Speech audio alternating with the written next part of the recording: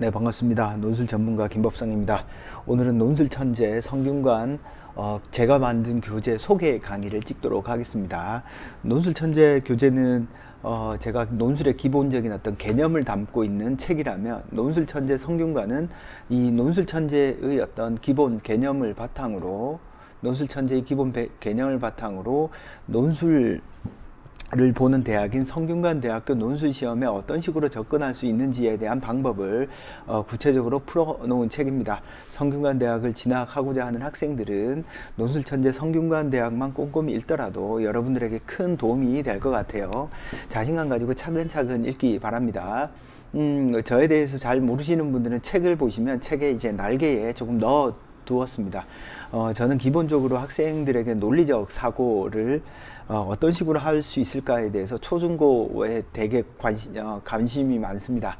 초중고 단계에서 학생들이 사고력을 차근차근히 펼치면서 자기의 논리를 펴나갈 수 있는 어떤 컨텐츠를 개발하는 일을 주로 하고 있고요. 대치동에서 직접 논술 수업을 하고 있습니다. 전공은 철학과고요. 저는 이제 수능 마지막 학력고사 세대인데 재수를 해서 이제 철학과를 들어갔습니다. 수능을 이렇게 상위 한 1% 정도에 들었는데 그 성적으로 왜 철학과 가냐고 잔소리를 많이 들었죠. 자, 어쨌거나 성균관대 논술 문제가 어떤 특징을 가지고 있고 어떤 식으로 접근해야 되는지, 그리고 이 교재가 어떤 방식으로 구성되어 있고 어떻게 자기 스스로 공부할 수 있는지를 조금 설명드리도록 하겠습니다. 자, 논술 천재 성균관 그 대학의 그 교재에 있는 어떤 파일을 제가 PDF를 이렇게 프레지에 띄워서 여러분들이 볼 수 있도록 해놓은 겁니다. 자, 이 책의 특징입니다. 성균관대 문제를 그냥 막연히 막 푸는 게 아니라 적어도 성균관대 논술에 합격하기 위해서는 이 정도 문제는 풀어봐야 되지 않을까 해서 배치를 했습니다. 그래서 대략 한 5개 문제 정도 넣었는데요. 이 문제를 차근차근 풀 수 있도록 하는 것이 제 목표입니다. 그리고 여러분들이 이 문제를 순서대로 가급적이면 차근차근 풀면 이 대학이 어떤 특징을 가지고 있구나, 이런 것들을 조금 알 수 있도록 배치되어 있으니까 가급적이면 순서대로 풀어보는 게 여러분들에게 큰 도움이 될 것 같고요. 이 책을 만들 때 학생들이 스스로 독학해서 공부할 수 있도록 만들었습니다. 그 말은 무슨 뜻이냐면 설명을 듣지 않아도 해설지만 꼼꼼하게 읽어도 여러분들이 스스로 이해할 수 있도록 최대한 어떤 꼼꼼하게 설명을 해 놓았고요. 혹시 이제 필요한 학생은 인터넷 강의를 신청한다거나 해서 추가적으로 듣는다면 풍부한 어떤 성균관대 논술에 대한 어떤 대비가 될 수 있을 것 같습니다. 자, 이제 공부 방법입니다. 이 책은 0강부터 해서 5강 이렇게 순서가 되어 있는데요. 0강에는 성균관대 특징 및 대비법이 들어 있습니다. 일단 성균관대는 그 특징 및 대비법을 먼저 꼼꼼하게 읽어보는 게 좋습니다. 대학이 요구하는 바가 1번, 2번, 3번에서 요구하는 바가 아주 분명하기 때문에 그 요구하는 바를 충분히 숙지를 하고 문제를 풀어보는 게 좋고요. 이 0강만 봤을 때는 아마 이해가 안 될 수도 있어요. 따라서 순서를 1강을 보고 나서 0강을 봐도 괜찮습니다. 즉, 한번 문제를 성균관대 논술 문제를 한 번이라도 풀어본 학생은 0강을 바로 보면 되는데, 한 번이라도 풀어보지 않은 학생은 일단 한번 풀어보고 말이 되건 안 되건 여튼 주어진 100분이라는 시간, 아니면 조금 더 시간을 들여서 한 2시간에서 2시간 반 정도 해서 끝까지 한번 풀어보세요. 끝까지 풀고 나서 특징 및 대비법을 보면 어떤 식으로 접근해야 되는구나가 조금 감이 잡힙니다. 셋째, 해설을 읽을 때요. 제가 뒤에 해설을 나중에 조금 이따가 보여드릴 텐데, 해설을 읽을 때 해설만 읽고 그냥 넘어가는 것이 아니라 이 문제를 어떤 방식으로 접근하고 어떤 식으로 문제를 풀어가는구나, 그 과정에 조금 초점을 맞추어서 여러분들이 읽을 필요가 있습니다. 대부분 학생들이 이렇게 수업을 하거나 보면 어떤 단점, 문제점이 생기냐면 나는 이렇게 썼는데 답은 이렇게 썼네? 틀렸어. 그거 하나도 안 중요해요. 답이 틀리고 안 틀리고 답은 여러 개 나올 수 있으니까 답이 나오는 과정에서 내가 어떤 부분에 사고를 하지 못했는가를 찾아내야지, 아이고 이거 썼어, 이건 못 썼어, 요거는 하면 백날 해봤자 실력이 늘지 않습니다. 그래서 그렇게 하면 백날 해봤자 좋은 글이 안 써진다라는 뜻이에요. 그러니까 여러분들이 좋은 글을 쓰려면 어떤 식의 사고 과정을 통해서 이러한 답, 이러한 결론에 도달했는지 그 과정을 여러분들이 추적을 하셔야 돼요.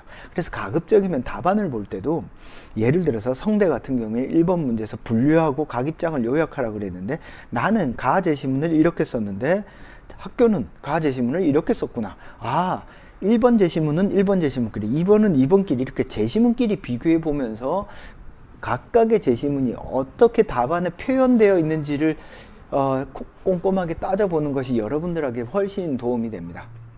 자, 그 다음에 이렇게 글을 쓰고 나서 뭔가 내 글이 조금 이상하다라고 느끼면 반드시 고쳐 쓰기를 조금 해 보시고요. 이때 답안의 구조, 그리고 각각의 제시문이 어떤 식으로 답에 들어있는지, 그리고 질문에 대한 답이 어떤 식으로 어떤 식으로 각 문제에서 명확하게 서술되어 있는지를 읽어보는 게 좋겠습니다.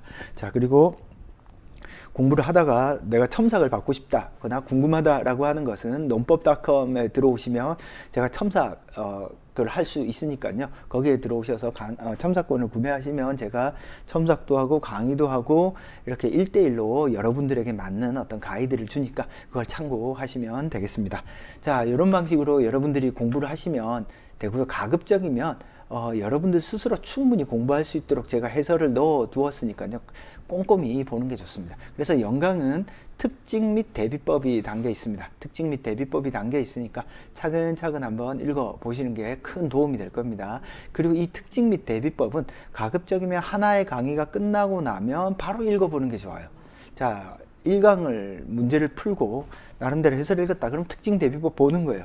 자, 그 다음에 2강 풀었어. 그럼 또 특징 대비법 보는 거예요. 무슨 말이냐면 각각의 개별적인 성균관대 문제들이 고유한 어떤 특징들이 어떻게 되어 있는지를 특징 대비법을 보면서 완전히 숙지를 하라는 뜻입니다.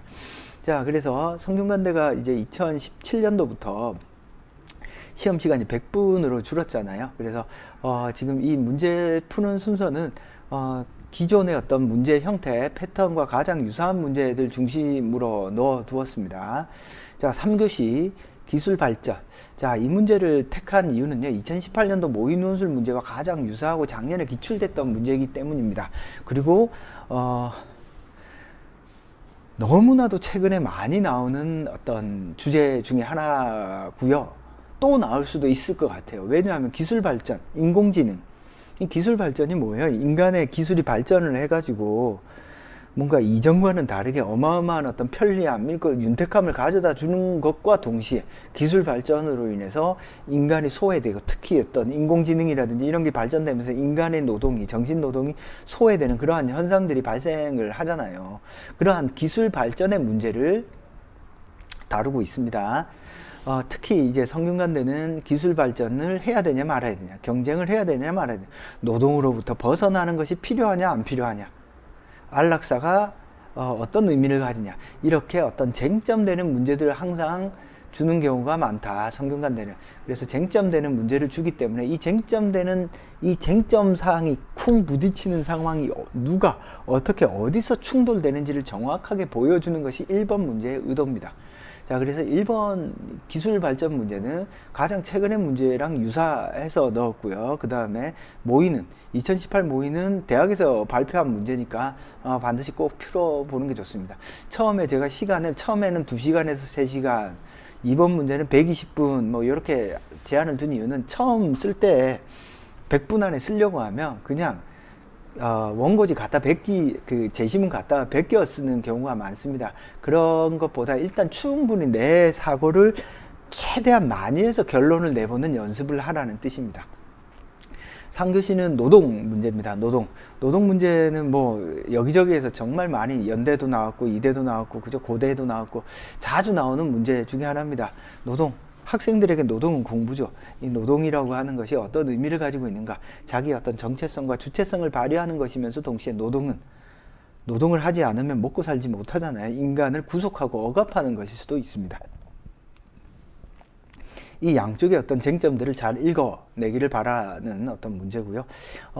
2017 안락사 이 문제는 아마 여기 들어있는 문제 중에서 아마 여러분들이 쓰기가 가장 편하지 않을까 싶긴 한데, 이 안락사와 관련된 문제는 왜 넣었냐면요. 대부분의 이제 성균관대가 1번 문제에서 분류하세요를 요약하는데, 이 분류를 한다라는 건 이분법적으로 긍정, 부정, 그죠? 좋다, 나쁘다, 그죠? 선하다, 악하다, 이렇게 이분법적으로 구분을 할 수 있지만, 많은 경우에 특히 예전에는요, 이렇게 이분법적으로 구분하는 것이 아니라 개인과 사회, 그죠? 자유와 평등, 효율성과 형평성, 이렇게 범주적으로 구분하는 문제들도 종종 냈어요. 그리고 자주 냈어요. 그래서 이제 범주적으로 구분하는 문제가 2017년도 모의 논술 문제입니다. 따라서 가장 많이 나오는 1, 2, 3번 문제를 기본으로 두고 이렇게 범주적으로 구분하는 문제가 있을 수도 있구나 라고 생각하면서 한번 풀어보는 게 좋겠습니다. 그래서 실제로 해설은 1, 2, 3, 4 해가지고 4개의 해설을 넣었고요. 사실은 뭐 해설을 써놓은 게 엄청 많은데요. 많은데 이게 그 출판 형태로 좀 바꾸려면은 손이 많이 가서 이렇게 일단 4개만 넣었고, 5번은 실제 연습 문제입니다. 이거는 실전처럼 한번 여러분들이 연습을 해서 한번 풀어보는 과정으로 공부를 하시면 되겠습니다. 그래서 이 4개 문제를 완벽히 소화하고 그 중에서 한 2개 문제는 머릿속에 완전히 숙지해서 가는 어떤 형태로 공부를 하는 것이 여러분들에게 큰 도움이 될 것 같습니다. 자, 성균관대 영의 문제 특징 및 대비법입니다. 자, 그래서 여기 간략하게 성균관대 문제 특징을 조금 정리를 해 놓았어요. 성균관대는 이제 논술 종합 선물 세트와 같습니다. 거의 대학에서 요구하는 모든 것들이 성대에는 다 들어있어요. 그래서 성대 문제는 아주 좋습니다. 학생들을 평가하기가 좋다라는 뜻이에요. 실제로 그 글을 쓰게 시키면 학생들의 어떤 성적의 분표가 아주 촘촘하게 나옵니다. 아주 잘 쓰는 학생부터 평범한 글까지 촘촘하게 나오고요. 1번은 요약 분류입니다. 1번 제시문에서는 텍스트에 대한 정확한 이해가 담겨 있고요. 2번 제시문에는 그 이해에 근거해서 1에 분류한 어떤 입장에 근거해서 도표 그래프를 분석, 평가 혹은 설명할 수 있는지, 3번에서는 어떤 시의성 있는 주제에 대해서 제시문의 앞부분에서 분류한 어떤 입장을 가지고 자신의 견해 혹은 대안을 제시할 수 있는 글을 쓸 수 있는지를 봅니다.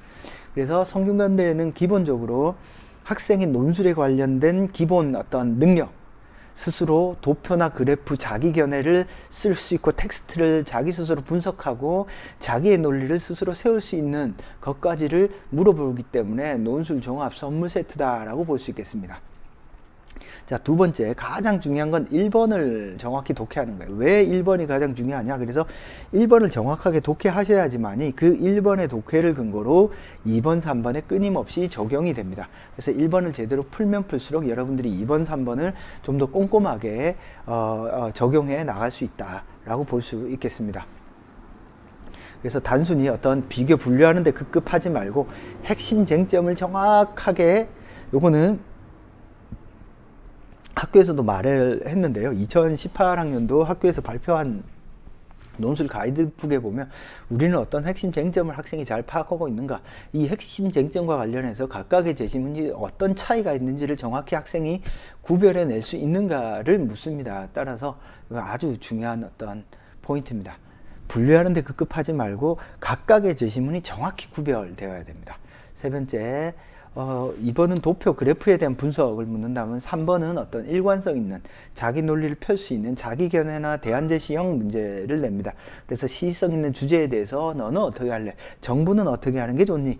뭐 원자력 발전소를 만드는 데 있어서 여론이 왜곡될 수 있다며 너는 정부의 입장에서 어떤 대응책을 내는 것이 바람직하다고 보니? 이런 형태의 시의성 있는 문제를 낸다라고 보시면 되겠습니다. 따라서 첫 번째에 나오는 1번 문제에서 요약 분류하기를 요구하는 그 문제에서 여러분들이 중요한 개념을 얼마나 많이 찾아내고 그 찾아낸 것을 2번, 3번에 얼마나 꼼꼼하게 적용하는가가 아주 중요한 포인트입니다. 많은 학생들이 2번, 3번을 1번과 상관없이 쓰는 아이들이 정말 많아요. 그냥 단순하게 입장만 따와서 쓰는 아이들이 상당히 많습니다. 입장만 따오지 말고 입장을 뒷받침하는 1번 문제에서 제시문에 중요한 어떤 개념들, 키워드들을 적극적으로 활용하면서 2번, 3번을 일관성 있게 쓰셔야 합격할 수 있다라고 볼 수 있겠습니다. 자, 알겠죠? 무슨 말인지. 자, 그래서 특징 및 대비법의 문항, 시간, 유형, 형식적인 부분을 간략히 정리를 했고요. 두 번째 주제, 성균관대에서는 주로 어떤 주제가 나오고 그 주제를 어떤 식으로 접근해야 되는지에 대한 이야기를 간략히 넣어 두었습니다. 그래서 특징 및 대비법에서는 학교가 언급한 어떤 성균관대 키워드, 키포인트 뭐 또 넣어놨고요. 성균관대는 학교가 이렇게 다양한 관점을 기르길 요구합니다. 그래서 암기해서 쓰는 문제가 아니에요. 기본적으로 텍스트에 대한 어떤 정확한 독해가 되지 않으면 쓸 수 없는 문제를 낸다라고 보시면 될 것 같습니다. 그 다음에 보시면은 그래서 이 부분은 제가 중요하니까 좀 한번 읽어 보겠습니다. 자, 어떤 다양한 관점의 논점에 대한 차이가 발생하는지 찾아내는 노력과 훈련을 해야 된다. 그래서 어떤 현상에 대한 다른 시각, 아까도 이야기했잖아요. 기술 발전 다른 시각, 노동에 대해서 다른 시각, 안락사에 대한 서로 다른 시각이 제시문에 나와 있으니까 어떻게 다른지를 아주 선명하게 보여줘야 된다라는 겁니다. 요약형 문제에서 이런 형태를 낸다라고 했어요. 이거 제가 쓴 게 아니라 이건 대학이 쓴 겁니다. 다양한 제시문들이 어떤 기준에서 하나의 대주제로 귀결되는지, 그래서 전체 주제의 핵심되는 쟁점이 무엇인지 여러분들이 숙지를 하지 않고 글을 쓰면요 절대 좋은 글을 쓸 수 없다. 알겠죠? 그러면서도 동시에 어디에서 차이가 발생하는지를 분석하자. 그러니까 전체 주제와 관련해서 어떻게 연결되고 동시에 각각의 제시문이 어떻게 다른지를 정확히 좀 써달라는 거잖아요. 그래서 1번 문제의 핵심은 제시문에 대한 정확한 이해도 이해지만 주제와 관련해서 각각의 제시문이 어떻게 구별되는지를 여러분이 숙지했다라는 티를 분명하게 내주셔야 됩니다. 그래서 이런 것을 토대로 문제 2에서는 어떤 다각적인 검토를 요구하고 다층적인 분석을 요구합니다. 그래서 시각의 다양성을 이렇게 실제 어떤 도표나 그래프를 분석하는데 여러분들이 적용할 수 있는지 없는지를 보는 문제들을 낸다. 자, 문항간의 관계 파악. 자, 앞에서 이야기한 것랑 비슷한 거죠. 자, 앞에서는 각각의 제시문의 관계라면 여기서는 문항 간의 관계.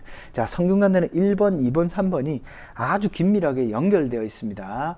그게 제가 좀 오타가 들어갔는데 문제 1부터 3까지 아주 긴밀하게 연결되어 있기 때문에 그 연결된 것들을 분명하게 여러분들이 적용을 하셔야 되겠습니다.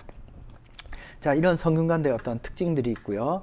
이런 성균관대 특징들을 학교에서는 어떻게 이야기했는지 합격 키포인트 간략하게 설명을 했고요.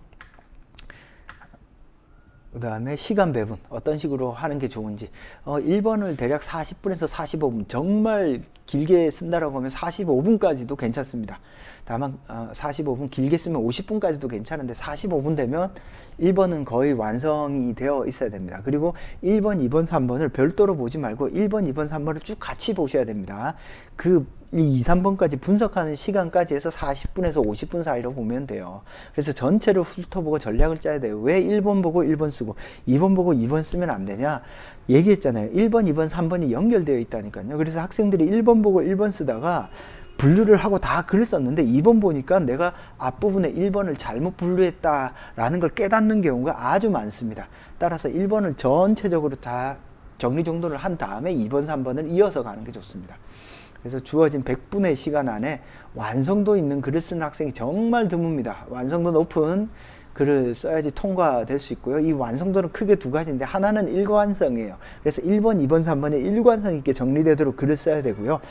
그 다음에 풍부함입니다. 특히 2번, 3번을 쓸 때는 내가 이 주제와 관련해서 학생이 풍부하게 사고를 할 수 있는 능력을 가지고 있구나. 그걸 여러분들이 보여주셔야 됩니다. 그래서 문항별 접근법 1번 어떻게 쓰고 2번 어떻게 쓰고 3번 어떻게 써야 되는지 꼼꼼하게 설명을 해 두었으니까 여러분들이 교재를 보면서 각각의 특징들을 정확히 조금 숙지해 두는 게 좋겠습니다. 그리고 3번 같은 경우에는 답안의 어떤 형식이나 안을 조금 좀 정해 두는 게 좋아요. 제가 이제 1안, 2안 해놨는데 어떤 형태든 여러분들이 답안의 형태를 조금 일정하게 가져가는 것이 주어진 시간 안에 글을 이렇게 잘 쓰는 어떤 방법입니다. 물론 정말 잘 쓰는 학생들은 답안의 형태를 외워두지 않고 바로 쓸 수도 있겠죠. 그렇지만 100분 안에 3번의 답안을 깔끔하게 떨어지게 쓰기가 여러분들 쉽지가 않습니다. 따라서 적어도 내가 이런 형태는 어떤 형태로 쓰겠다라는 나름대로 대안은 2개 정도는 가지고 있어야 되겠다. 자, 합격자 특징 한번 보겠습니다. 성균관대 합격자들은요, 주제에 대한 이해도가 높습니다. 주제를 아주 정확하게 잘 이해하고 있죠. 그죠? 그리고 핵심 쟁점을 파악한 문장이 분명하게 있습니다. 즉, 학교에서 발표한 답안들도 보면 1번에서 가 제시문은 1번 제시문을 정리할 때 대부분 한 2문장에서 3문장이에요. 그래서 길게 쓰지 않습니다. 핵심만 정확하게 쓴다면 좋은 글이 될 수 있습니다. 다만 그렇게 쓸 때 각각의 제시문이 명확하게 조금 구별되어야 좋은 글이 될 수 있다. 풍부하게 서술하지만 일관성을 잃지 않는다. 주제와 관련하여 제시문의 차이가 한눈에 쏙 들어오도록 서술하는 게 좋고요. 도표, 그래프 분석이 꼼꼼하지만 산만하지 않다. 1, 3번 중 틀린 부분이 없다. 평범해 보이더라도 대학이 요구하는 바를 대한 답을 꼭 들어가 있다. 차근차근하고 꼼꼼하게 서술합니다. 자, 불합격하는 학생들 중에 대부분은 1, 3번 중에 큰 실수가 하나 있거나요. 정말 그냥 제시문 적당히 복사해서 쓰는 상투적인 글이 상당히 많습니다. 그래서 여러분들이 어떻게 하면 내가 일관성 있으면서 풍부한 글을 쓸까에 대한 연습을 이 교재를 통해서 해야 된다라고 생각을 하면 되겠습니다. 그래서 실제로 이제 이 교재가 어떻게 구성되어 있냐면요. 1회차 문제 보면 1회차 문제에서 제가 중요하게 여긴 포인트들을 간략하게 이렇게 정리를 했고요. 이 포인트를 좀 지키면서 공부를 하시면 되겠습니다. 각각의 회차 앞에 이렇게 포인트를 넣어놨으니까 그걸 보면서 공부를 하시면 되겠습니다. 그래서 첫 번째는 논제를 넣어놨고요. 그죠? 논제를 넣어놨고, 두 번째 챕터에는 해설이 들어있습니다. 해설. 꼼꼼한 해설이, 논제 분석은 성균관대의 경우 어떤 식으로 해야 되는지. 논제 분석이 사실은 논술의 거의 전부입니다. 제가 볼 때는. 논제가 제대로 분석이 안 된 학생들은 제시문을 베껴 쓰기 바쁘거든요. 2번은 또 어떤 식으로 분석해야 되는지, 그리고 3번 논제의 경우 어떻게 분석해야 되는지. 그래서 논제 분석을 꼼꼼히 하고요. 이 논제 분석의 기초에서 제시문 분석은 어떤 식으로 하는지. 그래서 각각의 제시문에서 중요한 어떤 키포인트들을 이렇게 따로 정리정돈을 해 놓았습니다. 중요한 단어들은 체크를 해 두고요. 그래서 중요한 단어와 중요한 키포인트, 그리고 각각의 제시문의 핵심들을 정확하게 조금 정리를 해 두고요. 그 정리한 것을 토대로 해서 문제 1번을 그러면 어떤 식으로 사고를 해서 풀어야 되는가. 그래서 각각의 어떤 제시문들을 어떤 식으로 정확하게 구별할 것인가. 그래서 단계적으로 설명을 해 놓았고요. 이번에서는 도표나 그래프를 분석할 때 XY축의 의미와 수치의 차이 전체의 의미를 어떤 식으로 접근하면서 풀어야 되는지를 간략하게 정리를 해 놓았습니다. 그래서 자료 1과 2를 분석할 때 어떤 식으로 분석해야 되는지. 자, 3번에서는 자기 견해를 쓰는 과정, 어떤 입장을 정당화하거나 자신의 견해를 쓰라거나 대안을 제시하라고 할 때 성균관대 3번 문제는 이 자료 있죠, 자료. 이 자료를 꼼꼼하게 분석하는 것이 아주 중요합니다. 학생들한테 3번 문제를 쓰게 시키면요, 자료를 꼼꼼하게 분석하지 않고 글을 그냥 주어진 질문에만 어떤 답을 하는 경우가 있어요. 그래서 자료의 말처럼 타당하다, 타당하지 않다를 자료를 비판, 분석, 평가하면서 반드시 글을 쓰셔야 됩니다. 그래서 답안 분석에서는 학교에서 발표한 어떤 답안도 분석을 해 놓았고요. 그렇죠?